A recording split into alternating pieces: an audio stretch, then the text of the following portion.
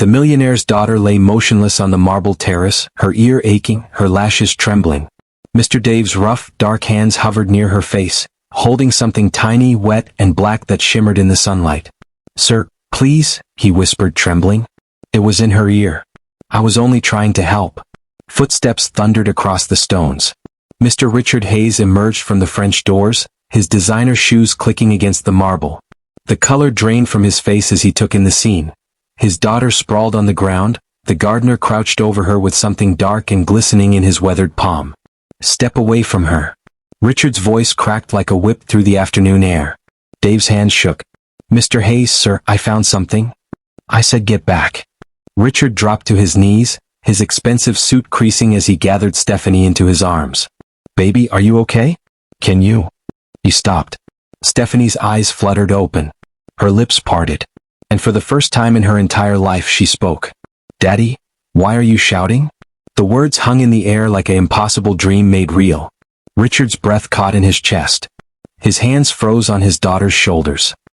He stared at her as if she'd just appeared from thin air. What did you say?" Stephanie blinked slowly, confusion crossing her delicate features. "I said, why are you shouting? It hurts my ears." Richard's world tilted on its axis. For 10 years, 10 long, silent years, he'd waited to hear his daughter's voice. And now, in this impossible moment, she was speaking. Actually speaking. His gaze snapped to Dave, who remained kneeling on the terrace, that strange black thing still resting in his trembling palm. "What did you do to her?" Richard's voice was barely above a whisper, but it carried the weight of 1,000 unspoken fears. I removed it, sir," Dave stammered. "From her ear. It was blocking security." Richard's roar echoed across the estate. "Get him out of here. Now." Friends, what you're about to witness is a story about the walls we build, walls of wealth, walls of pride, walls of fear, and how sometimes it takes the gentlest soul to tear them down. Stay with me because what happens next will remind you that the most profound miracles often come from the most unexpected places. The Hayes estate sprawled across 15 acres of pristine California hillside. Every blade of grass measured to perfection. Every rose bush pruned with surgical precision. The infinity pool reflected the sky like liquid glass. Yet for all its beauty, the property felt more like a museum than a home, gorgeous but cold, expensive but empty. Richard Hayes had built his fortune from nothing. Software, real estate, venture capital, his Midas touch turned everything to gold. By 42 he'd appeared on magazine covers, been profiled in business journals, and amassed a wealth most people couldn't fathom. But money couldn't buy what he wanted most. His daughter, Stephanie, had been born profoundly deaf. The doctors had no explanation, no genetic markers, no birth complications, no clear cause. She simply lived in permanent silence. Richard had refused to accept it. He'd flown Stephanie to specialists in Boston, London, Geneva, Tokyo. He'd invested in experimental treatments, cutting-edge technology, and revolutionary procedures. Each time, the doctors would run their tests, offer their sympathies, and send them home with the same devastating conclusion.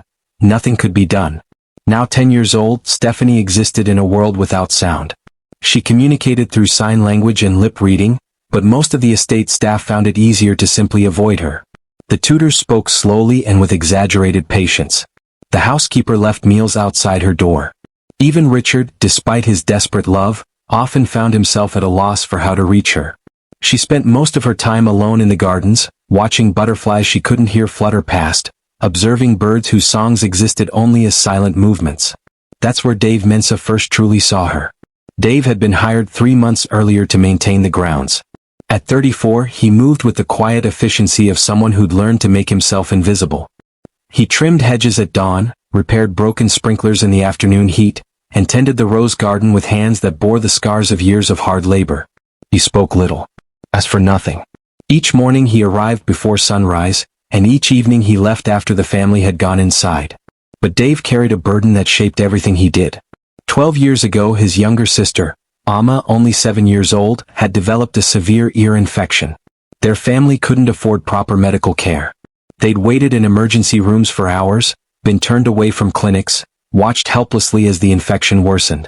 By the time a doctor finally examined her, it was too late. The infection had destroyed her hearing and spread to her brain.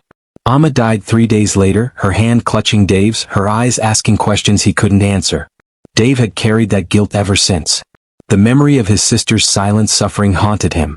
He'd sworn then that if he ever encountered another child in pain, he wouldn't look away. He wouldn't let fear or protocol or hesitation stop him from helping. When he first noticed Stephanie sitting by the koi pond, staring at the water with hollow eyes, something inside him recognized her loneliness. She reminded him of Amma, that same quiet desperation, that same invisible suffering. He began watching her from a distance. Not in a creepy way, but with the careful attention of someone who understood what it meant to be overlooked. Stephanie would sit for hours on the stone bench near the Japanese maple, tracing patterns in the gravel with a stick. She'd tilt her head sometimes as if trying to capture sounds that didn't exist for her. Her small hand would occasionally drift to her right ear, pressing against it with a wince of discomfort. That gesture, that small unconscious sign of pain, stirred something in Dave's memory. It reminded him of Amma in those final days, constantly touching her ear, her face twisted with an ache she couldn't express. One morning, while raking leaves near where Stephanie sat, Dave noticed her watching him. When their eyes met, he offered a tentative smile and signed a simple greeting, "Good morning." Stephanie's eyes widened. Her mouth opened in surprise. No one on the estate except her tutor knew sign language. She signed back slowly, uncertainly, "You know how to sign?" Dave nodded. "A little. I'm still learning." A smile broke across her face, the first genuine smile the estate had seen from her in months. From that day forward, everything changed between them. Dave started arriving a few minutes earlier each morning, finding Stephanie already waiting by the garden gate. She'd show him drawings she'd made, elaborate sketches of imaginary worlds where everything made sound. He'd teach her about the plants, spelling out their names with his fingers. She taught him more advanced signs. He showed her how to identify birds by their wing patterns, since she couldn't hear their calls. She brought him books from her father's library. He brought her flowers he'd grown in a secret corner of the greenhouse. Slowly, carefully, they built a friendship that existed outside the rigid hierarchies of the estate. In those quiet morning hours, Stephanie wasn't the deaf daughter of a billionaire, and Dave wasn't just the hired help. They were simply two people who understood what it meant to live with invisible wounds. But Dave couldn't stop noticing the way Stephanie kept touching her ear. The way she'd wince when she thought no one was watching. The way her fingers would probe gently at something that clearly caused her pain. One afternoon, while they sat together watching clouds drift past, Stephanie suddenly grabbed her ear and doubled over, her face contorted in agony. Dave dropped his gardening gloves and moved closer. "What's wrong?" She signed frantically, "It hurts. Something's moving." Dave's blood ran cold. "Moving?" He gently tilted her head, letting sunlight fall into her ear canal. For just a moment he caught a glimpse of something dark and glistening deep inside. His sister's face flashed through his mind, Amma crying silently, touching her ear, the infection eating away at her from within. "Stephanie," he signed carefully, "I think there's something in your ear. Something that shouldn't be there." Her eyes filled with tears. She signed quickly, "The doctors looked. They said nothing's wrong." "Maybe they missed it," Dave replied. "Will you let me try to help?" Stephanie hesitated, then signed, "My father will be angry." "I know. But if something's hurting you." She looked into his eyes for a long moment, then slowly nodded. Dave pulled a small pair of tweezers from his tool belt, the kind he used for removing thorns from rose stems. His hands trembled as he brought them close to her ear. "Hold very still," he whispered even though she couldn't hear him. He'd barely touched the tweezers to her ear when footsteps crunched on the gravel path behind them. Dave turned to see Richard Hayes standing there, his face a mask of shock and fury. "What the hell do you think you're doing?" Richard's voice cut through the garden like a blade. Dave jerked backward, nearly dropping the tweezers. "Mr. Hayes, I can explain." "Explain?" Richard strode forward, his fists clenched. "You're putting sharp objects near my daughter's ear without permission? Are you insane?" Stephanie jumped to her feet, signing frantically, "Dad, no. He's helping me." But Richard wasn't looking at her.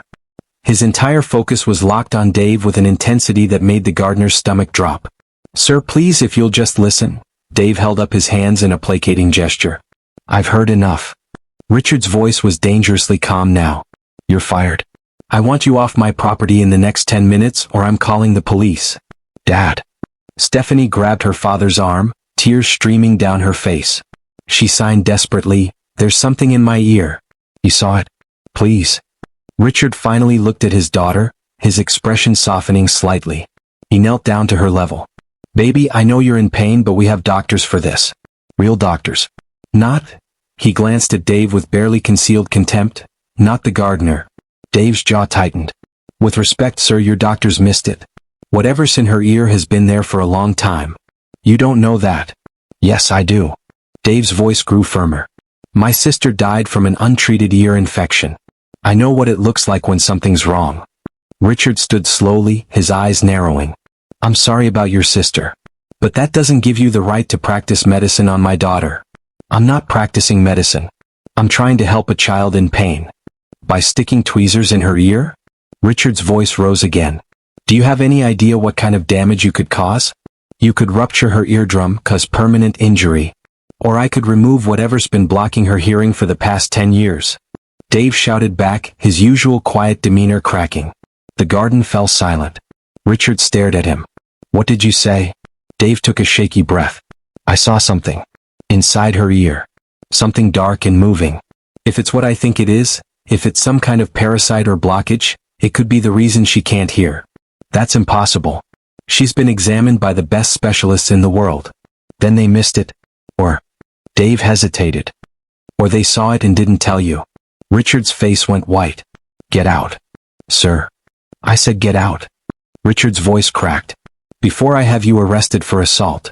Stephanie collapsed onto the stone bench, sobbing silently. Her small frame shook with the force of her tears. Dave looked at her, his heart breaking. Then he looked at Richard, at the fear and desperation barely masked by anger, and understood.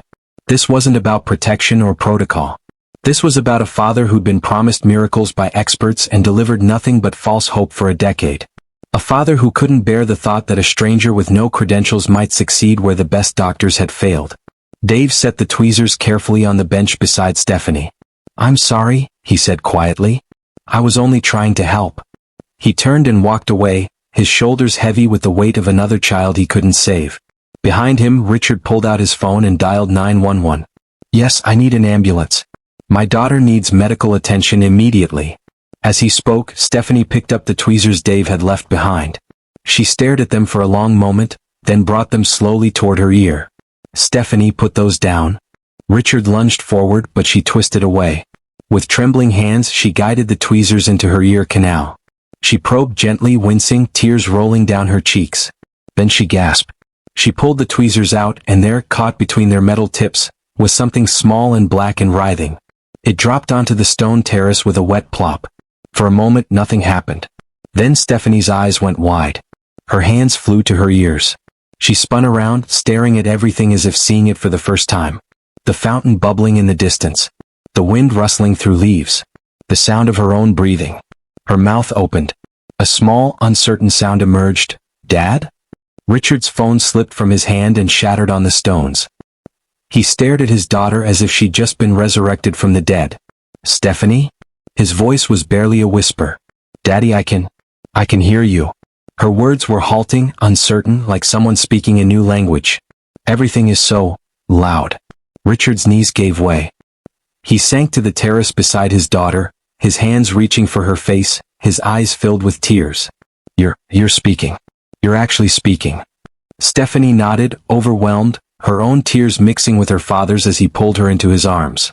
And in that moment, Richard Hayes realized something that would haunt him. The gardener he'd just fired, the man he'd threatened to have arrested, had been right all along. The ambulance arrived 8 minutes later, paramedics rushing across the lawn with equipment and urgency. Richard held Stephanie close as they examined her, running lights across her eyes, checking her vitals, asking questions she could now answer out loud. Mr. Hayes, the lead paramedic said carefully, we need to transport her to the hospital immediately. Whatever was in her ear caused significant inflammation. We need specialists to assess the extent of the damage. Richard nodded numbly. He climbed into the ambulance with Stephanie, holding her hand as they sped toward Cedars-Sinai Medical Center. The emergency room exploded into controlled chaos the moment they arrived. Nurses whisked Stephanie away. Doctors conferred in hushed tones. Richard stood in the sterile hallway, still in his grass-stained suit, his world tilting on its axis. His daughter could hear. After 10 years of specialists and surgeries and experimental treatments, after spending millions of dollars and flying around the world, his daughter's hearing had been restored by a gardener with a pair of tweezers. It was impossible. It was miraculous. It was suspicious. Dr. Patricia Chin, the head of otolaryngology, emerged from the examination room 3 hours later. Her expression was carefully neutral, but Richard had spent enough time reading people in boardrooms to recognize discomfort when he saw it. "Mr. Hayes, may we speak privately?" They moved to a small consultation room. Dr. Chin closed the door and sat down with the careful deliberation of someone about to deliver bad news. "Your daughter's condition has improved dramatically. Her hearing is being restored, though we'll need to monitor her carefully over the next few weeks." "That's good news," Richard said slowly. "So why do you look like you're about to tell me someone died?" Dr. Chin folded her hands on the table. "Mr. Hayes, we've examined the object that was removed from your daughter's ear. It's a parasitic larva. Very rare but not unheard of. The unusual thing is that it's been there for quite some time, possibly years." Richard's stomach dropped. "Years?" "Based on the tissue scarring and inflammation patterns, yes. At least 5 years, possibly longer. But she's seen dozens of specialists. They've examined her ears countless times. How did no one notice?" Dr. Chen's jaw tightened. "That's what concerns me, Mr. Hayes. I've reviewed your daughter's medical records, the ones we have on file from previous visits to this hospital. And..." She pulled out a tablet, tapping through files. "There's something here you need to see." She turned the screen toward him. It showed a scan of Stephanie's ear from 3 years ago, during one of her many consultations. And there, clearly visible in the image, was a dark mass in her ear canal. Richard's hands began to shake. "They saw it. They saw it and didn't tell me. It's worse than that." Dr. Chin pulled up another document. "This is a notation from the radiologist who reviewed the scan. It says, 'Anomaly noted but within acceptable parameters for continued therapy protocols. Recommend maintaining current treatment schedule.'" Richard read the words 3 times, each time feeling his anger build like pressure behind a dam. "What does that mean?" Dr. Chen's expression turned hard. "It means, Mr. Hayes, that they saw the obstruction and deliberately chose not to remove it. Because as long as your daughter remained deaf, they could justify ongoing treatments. Ongoing consultations. Ongoing billing." Richard's voice was barely above a whisper. "They kept my daughter deaf so they could keep charging me." Dr. Chin nodded slowly. "Medical fraud is more common than people think, especially in cases involving wealthy patients. But this is particularly egregious. They didn't just overcharge, they actively prevented your daughter from getting better." Richard stood abruptly, the chair scraping against the linoleum floor. His hands clenched into fists. "Who else knew? How many doctors were in on this?" "I can't say for certain. But based on these records, at least 5 different specialists had access to these scans over the past 3 years. 5 doctors. 5 people who'd looked him in the eye, taken his money and lied." Richard's vision blurred with rage. "I want their names. All of them. And I want them reported to every medical board in the country. Mr. Hayes." "No." His voice cut like broken glass. "These people didn't just commit fraud. They stole 10 years from my daughter. They stole her childhood, her development, her ability to hear her own father's voice. For money." He turned and walked out of the room before Dr. Chin could respond. He moved through the hospital corridors in a daze, his mind reeling. He found himself in the hospital chapel, though he hadn't been inside a church in 20 years. He sat in the back pew, staring at the simple wooden cross on the wall. And for the first time in his adult life, Richard Hayes wept. Not just for his daughter, though that was part of it, but for himself. For his arrogance. For his blind faith in credentialed experts. For the way he'd built his entire identity around the belief that money and power could solve any problem. A Gardner with rough hands and a high school education had saved his daughter where the best doctors in the world had failed, or rather had refused. And Richard had fired him. Threatened him. Nearly had him arrested. The shame of it crushed him. "Mr. Hayes?" He looked up to see a hospital social worker standing in the doorway. "Your daughter is asking for someone named Dave. She's quite insistent. Do you know who that is?" Richard closed his eyes. "Yes, I know exactly who that is." Richard found Dave in the parking lot of a hardware store 3 miles from the estate. The gardener was loading bags of fertilizer into an old pickup truck, his shoulders bent with exhaustion. He looked up when Richard's Mercedes pulled into the space beside him. For a moment, neither man spoke. Then Richard got out of his car and said simply, "I'm sorry." Dave set down the bag he'd been holding. "Mr. Hayes." "No, let me finish." Richard's voice cracked. "I'm sorry for not listening. I'm sorry for threatening you. I'm sorry for every horrible thing I said and thought about you. And I'm sorry that it took me this long to realize that you were the only person who actually cared enough about my daughter to help her. Dave leaned against his truck. How is she? Hearing. Speaking. Asking for you. Richard's eyes reddened. The doctors said there was a parasite in her ear. It had been there for years. And they knew about it. Dave's expression darkened. They knew. They saw it on scans 3 years ago. And they chose not to remove it because... Richard's voice broke. Because keeping her deaf was more profitable than curing her. Jesus.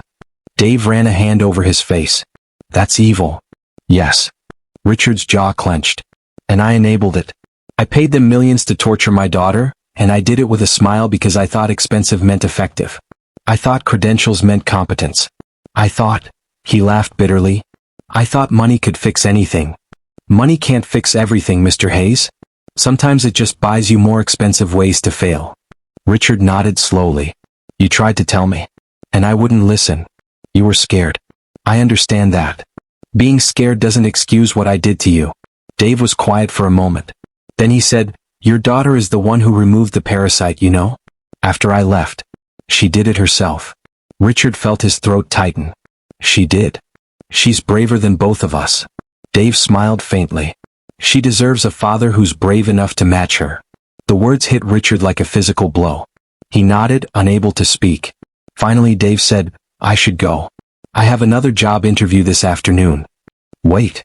Richard reached into his jacket and pulled out a business card. I know you have no reason to trust me, but I want to make this right. I'm starting a foundation, free medical care for children whose families can't afford treatment. I want you to help me run it. Dave stared at the card. Mr. Hayes, I'm a Gardner. I don't know anything about running a foundation. You know more than you think. You know what it means to care about people more than profit. You know how to listen. You know how to see what everyone else misses. Richard's voice grew urgent. I can hire administrators and accountants and lawyers. But I can't hire what you have. That comes from somewhere deeper. Dave looked up, his eyes shining. Your daughter taught you that? No, Richard said quietly.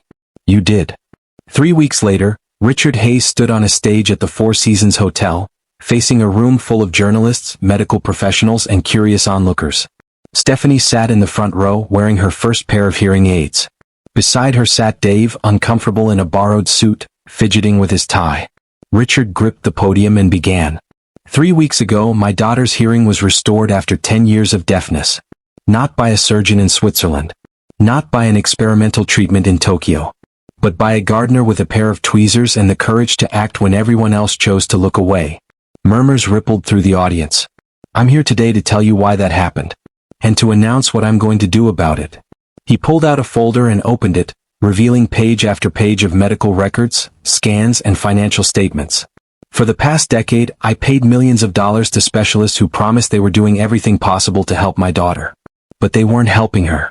They were helping themselves. He held up one of the scans, the dark mass clearly visible even from a distance. This image was taken 3 years ago. It shows a parasitic obstruction in my daughter's ear canal. The obstruction that was causing her deafness. And the doctors who took this scan chose not to remove it. Not because they couldn't, but because keeping my daughter sick was more profitable than curing her. Gasps echoed through the room. Cameras flashed frantically. Richard's voice grew harder. I'm releasing these records publicly today, along with a full accounting of every dollar I paid to these fraudulent practitioners. I'm filing complaints with every medical board in the country. And I'm founding the Stephanie Hayes Medical Justice Foundation to provide free, transparent health care to children whose families can't afford to be exploited. He gestured toward Dave. This man, Dave Mensa, will be the foundation's first director of patient advocacy. Because unlike the doctors I hired, he actually understood what medical care is supposed to be about. Helping people, not profiting from their suffering. The room erupted in applause. After the press conference, Richard found Dave standing outside on the hotel balcony, looking out over the city. You okay? Richard asked. Dave nodded slowly. Just thinking about Amma, my sister. Wondering if things would have been different if someone like this foundation had existed when she needed help. I think about that too, Richard said quietly. About all the children who've suffered because people like me valued profit over compassion. I can't undo the past. But maybe we can make sure it doesn't keep happening. Dave turned to him. Why me though? Why not hire someone with actual experience in healthcare advocacy?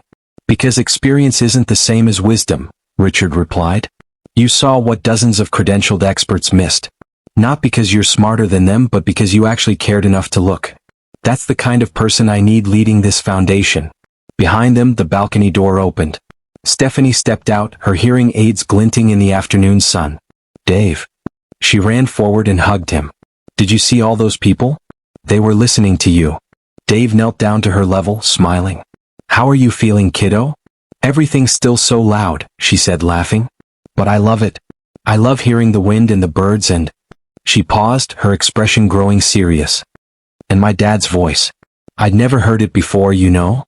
Richard felt his throat tighten. He'd never considered that his daughter had never heard him say, I love you, had never heard him read her bedtime stories, had never heard the sound of his laughter. Stephanie looked up at her father. He has a nice voice, Dave. Kind of deep and rumbly like thunder. But gentle thunder. Dave laughed through tears. Yeah, I bet he does. Richard pulled his daughter into his arms, holding her close. Over her shoulder, he mouthed 2 words to Dave. Thank you. Dave nodded, understanding passing between them that needed no words. 6 months later, the Hayes estate had transformed. The gardens still bloomed with flowers, but now children's laughter filled the air. The foundation had converted part of the property into a clinic, offering free examinations and treatments to families who couldn't afford care. Dave supervised the grounds, still a gardener at heart, but now he also met with families, listened to their stories, and made sure no child's pain went unnoticed. Stephanie volunteered every weekend, using her own experience to comfort other deaf children. She taught them sign language, showed them her hearing aids, and reminded them that silence didn't mean the end of anything. One evening, as the sun set over the Pacific, Richard found Dave pruning roses near the old stone bench where everything had changed. You know, you don't have to do the gardening anymore, Richard said. We can hire someone for that. Dave smiled. I like it. Keeps me grounded. Literally. They stood together in comfortable silence, watching the last light fade from the sky. I never thanked you properly, Richard said quietly. For saving my daughter. For saving me. You didn't need saving, Mr. Hayes. You just needed to remember how to listen. Richard. Please. Call me Richard. Dave nodded. Richard. She asked me today if we could adopt you, Richard said, a smile playing at his lips. Stephanie. She says you're already family, so we might as well make it official. Dave's eyes widened. I don't know what to say. Say yes, Stephanie's voice called out from behind them. She emerged from the garden path, grinning. Say yes so you can officially be my big brother. Dave knelt down and opened his arms. Stephanie ran into them, and as Richard watched them together, this gardener who'd lost a sister and this girl who'd found her voice, he finally understood what he'd been searching for all those years. It wasn't a cure. It wasn't a miracle. It wasn't something money could buy. It was simply this. Someone who cared enough to see suffering and refused to look away. That night, as the 3 of them sat together on the terrace, eating ice cream and listening to Stephanie practice new words, Richard felt something he hadn't experienced in years. Not the cold, empty silence that had once filled this place, but the warm, full quiet that comes from knowing you're exactly where you're supposed to be, with exactly the people you're meant to be with. Stephanie looked up at him, chocolate ice cream on her chin. Dad. Yes, sweetheart. I'm glad I can hear now. But you know what I'm more glad about? What's that? She pointed at Dave, then at Richard. That you two finally learned to listen. Richard laughed, tears pricking his eyes. Me too, baby. Me too. The fountain burbled in the distance. Night birds called from the trees. The wind whispered through the leaves. And for the first time, Richard Hayes heard it all, not just with his ears but with his heart. My friends, I want you to remember something important. Silence isn't always the absence of sound. Sometimes it's the absence of someone willing to listen.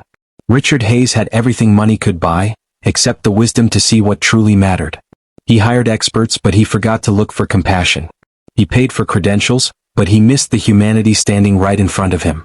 Dave didn't save Stephanie because he was qualified. He saved her because he cared. And that caring, that simple, profound act of seeing another person's pain and refusing to ignore it, changed everything. We live in a world that tells us success is measured in dollars, influence, and power. But this story reminds us that the most important things can't be bought. They can only be given. Attention, compassion, courage, love.